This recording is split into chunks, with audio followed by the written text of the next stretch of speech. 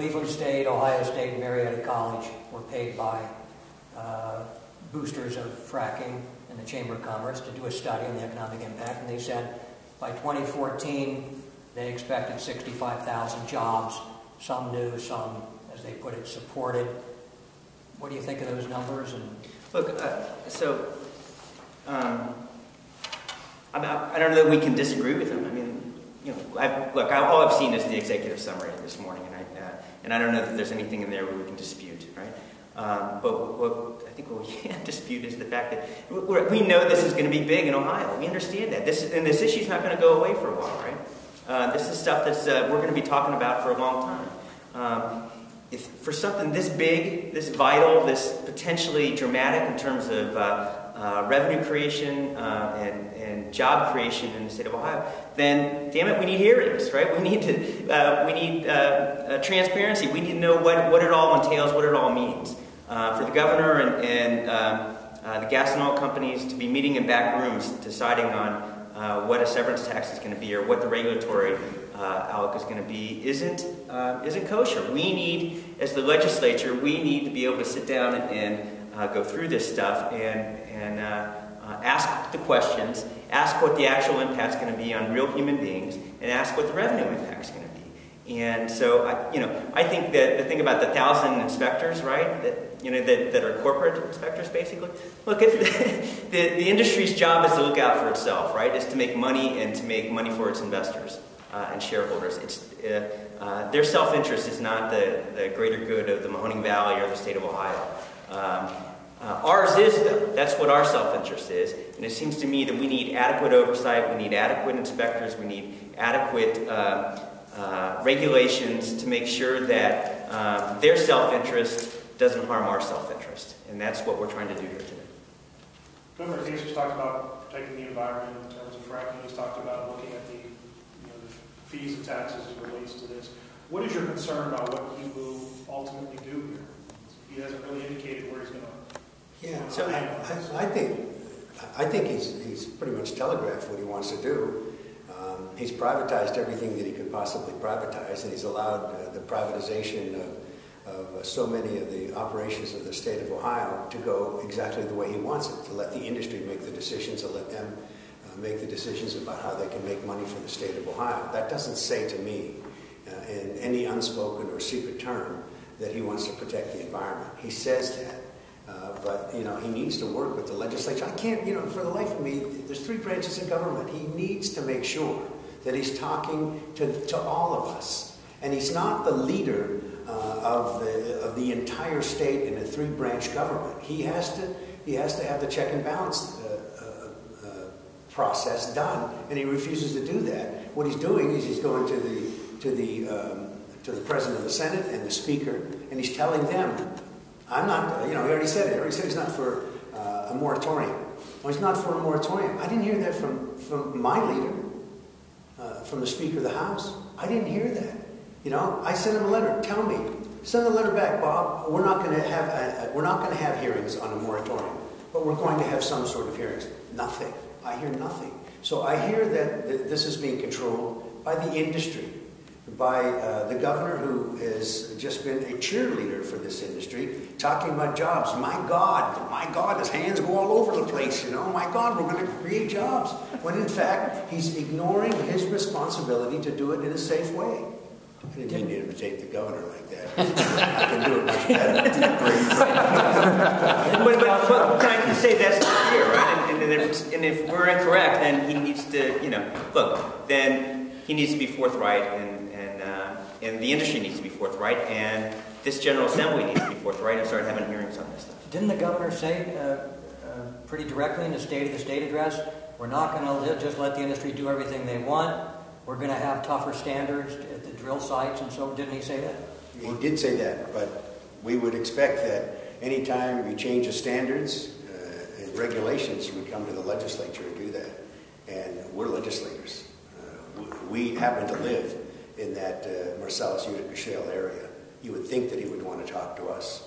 Now, I don't know if he's talking to any of my colleagues in that area, but they claim that all they're interested in are the jobs. And I think he's convinced people that that's exactly what you should be concerned about.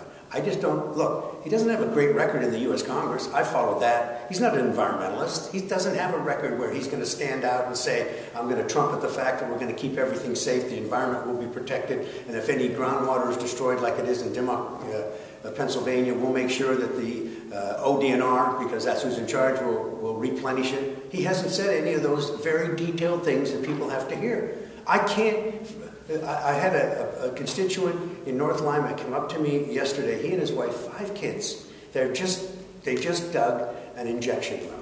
They haven't injected because there's still that moratorium there in the 7-mile radius of DNL. He said to me, I've got 5 kids. I'm going to move. Because what you just said seems like impossible to stop. And I said, it is impossible to stop. But my job is to make sure that whatever they put inside your backyard, in the yard next to you, is something that doesn't hurt your 5 children, that doesn't hurt you. And he said it already destroyed the value of my home. You know, Bill, something else, you mentioned the state of the state address, and I think prior to the state address, outside the building was a large group of Ohioans that had assembled to express their concerns, their questions, and assurance that they were looking for from somebody like the governor, that their safety would be looked after, the environment would be looked after, the future of their children will be looked after. I think you saw that frustration lend itself into the hall itself during his speech that the governor made. These people were just so frustrated at not having their voices heard that they spoke out loudly. But this is an issue that's not going to go away. It's something that we're going to continue to have to address, and that's the purpose of this. Whatever the governor proposes, I mean, won't it have to come through, either be approved by the legislature as a whole, or at least if it was just a rule change, the DNR, wouldn't it at least have to go through JCAR? I mean, no matter what's proposed in terms of tightening, aren't you eventually going to get your input? We understand that it would probably, at this point, we're hearing that it would go through JCAR. And that does not allow a total open process. I was on JCAR twice. You know what that process is. It's just a formality that people just go in and say, okay, it's already done. The Ohio Department of Natural Resources said we have to make some rule changes here. Look, let's be honest here. I don't trust this governor. He hasn't been someone that is trustworthy in regard to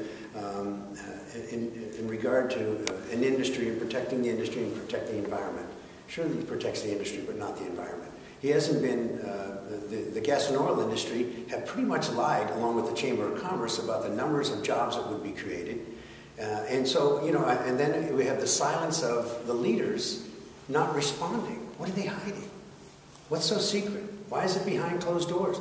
And why is it that we have to wait until it comes out and they make a presentation to us? That's okay, but tell us what they're doing. We're talking about it, we're working on it. They don't say anything like that. They don't work with the legislature. And, that's why I think it's just, I'll say it again, it's all bullshit when he's talking about partisanship. There is no bipartisanship. It's all partisan as far as this administration goes. Bill, you've been here longer than me, and you've never seen as much. I know you would say that this partisanship is just terrible. It's ripping the fabric of this legislature apart, and he and his cohorts and minions are responsible for it. There was a lawsuit I believe last week in Albany, New York. It related to home rule for townships there trying to regulate fracking activity. And my understanding was that the townships here were stripped of some of their ability to regulate at the local level, and it was through a bill that you sponsored. Can you address what that was all about? The bill that I sponsored? 2004. You mean the 158? That was an agreed upon bill with the environmentalists and everyone that was called to the table. And we thought that it was legitimate. They gave us information that it was okay. But what we didn't know, and I admit I did not know, that it would take away the control from the townships, although the townships never have much control anyway. They are the creatures of the legislature. So they would have to come to the legislature anyways. But the home rule issue is something that showed its great favor in New York and in 3 different places now. The Supreme Court ruled in the state of New York that local control cities can in fact enact moratoriums. And they're starting to do that. Now I believe that still it does not preclude some of the home rule cities in Ohio from doing that. I hope that that's not what we signed and voted on in 158. But I'm telling you right now, there's a lot in there that I found very disconcerting. I also found out even later, in the later years when Bill and I were here, when I was first here, when my father enacted House Bill 108, which actually allowed for the injection wells to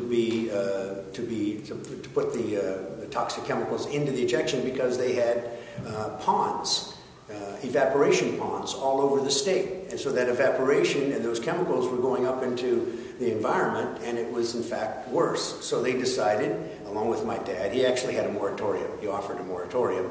And in his compromise, he said he'll be glad to use old wells to put them in there, to put the waste in there. But it was not done the same way that they're doing it now with high pressure. So it was just filling up those holes, those old wells. Yeah, and to be honest with you, I admit there's a lot in there that I was not happy with, that I continue to find that's disconcerting. And the gas and oil and Jack Shaner and everyone else, they said this is good. This is about the best we're going to get.